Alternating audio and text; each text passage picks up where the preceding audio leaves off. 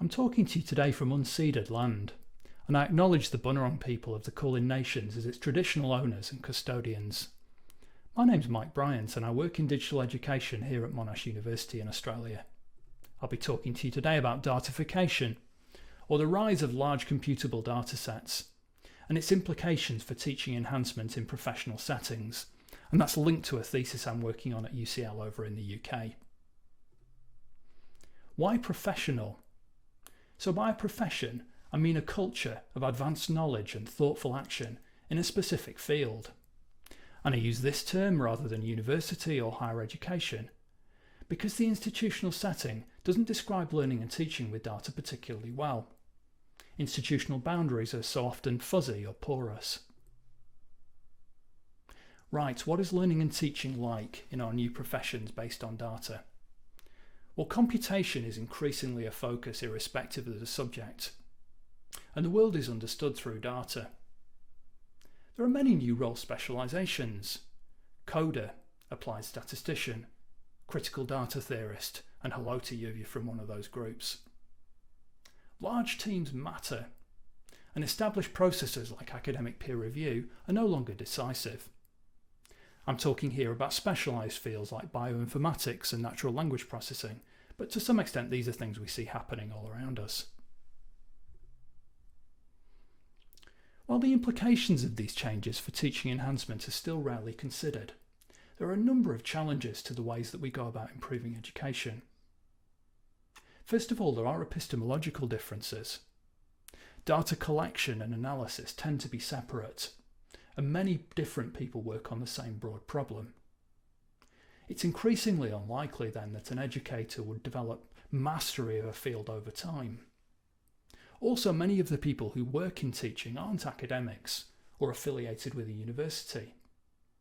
And from a student perspective, the key interaction is with the curriculum as a whole, rather than with an individual educator.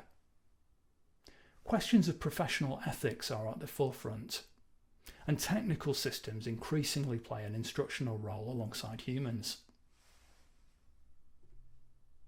Now, this slide is from a book by Agnes Jaber, a prominent 19th century woman working in popular science, who used art and literature to engage people with astronomy.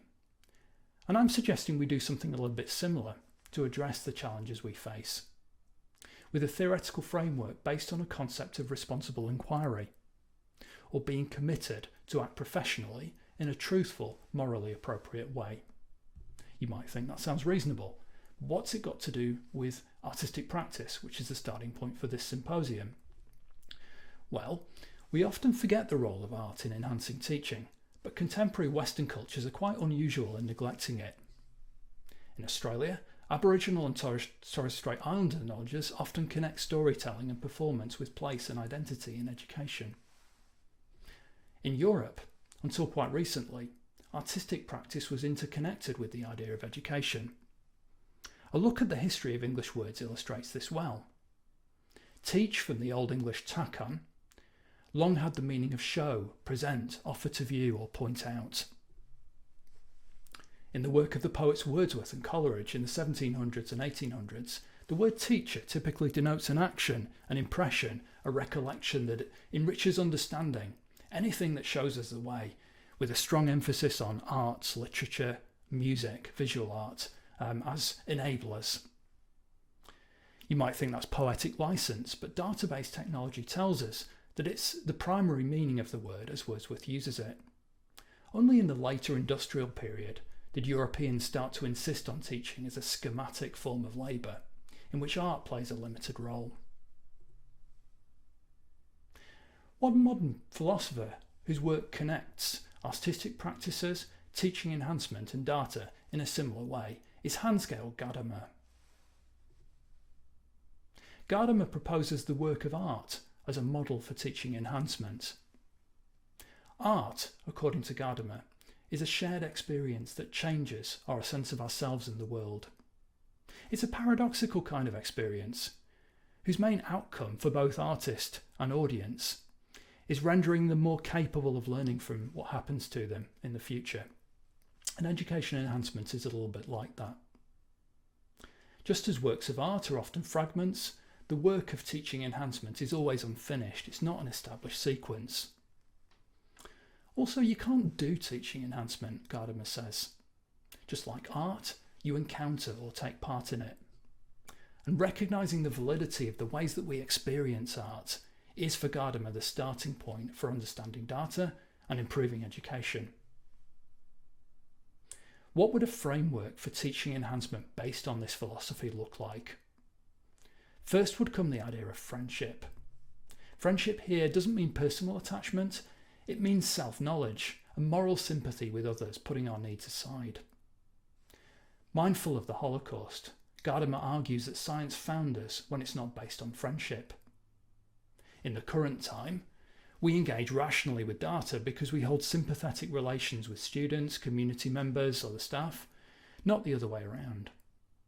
So to improve teaching on our new professions, where the world is known as data, and humans are not the only teachers, we first need to focus on what type of relationships we want to see in learning and teaching.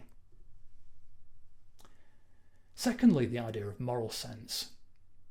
Moral sense is about how professionals reach judgments, but it's much less about evaluation or decision making and more about our ability to theorise truth and integrity in response to a situation, like the English word tact.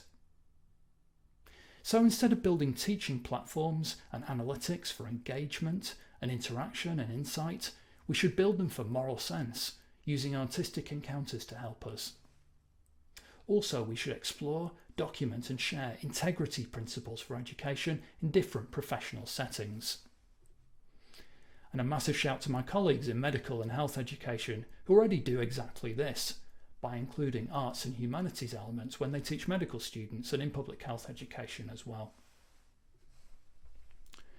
Lastly, data as self-giving. If we treat data as self-giving, Gadamer argues, we accept that they're all around us and intrinsic to how we reach new understanding. They reveal more the more we interact with them, helping us ask better questions. So to enhance teaching, we should focus on how data of all kinds ground professional inquiry in specific circumstances, and whether the learning outcomes that they support are worthwhile. These three elements, friendship, moral sense, and data as self-giving, can be summed up with the term responsible inquiry. Here, responsible has the multiple meanings of acting with integrity, responsiveness, and also being able to account for our practice, a little bit like the way the word is used in leadership theory. I would argue that this theoretical framework offers a promising alternative to models of teaching enhancement based on knowledge growth or expertise. That's because it acknowledges that learning and teaching in professional settings often has the goal of contributing to the profession, not just preparing students for future careers. It recognises students and staff working across institutions in complex career pathways and the specific epistemologies that apply. Most importantly, it asks why these people do what they do, foregrounding questions of professional ethics that are so critical in datafied settings. So my presentation has argued for a theory of teaching enhancement based on the ways we experience art, how it comes into being and what makes it significant, and what that theory means in datafied settings. Thanks for listening, and I look forward to hearing your thoughts. Image attributions and references are in the slide deck.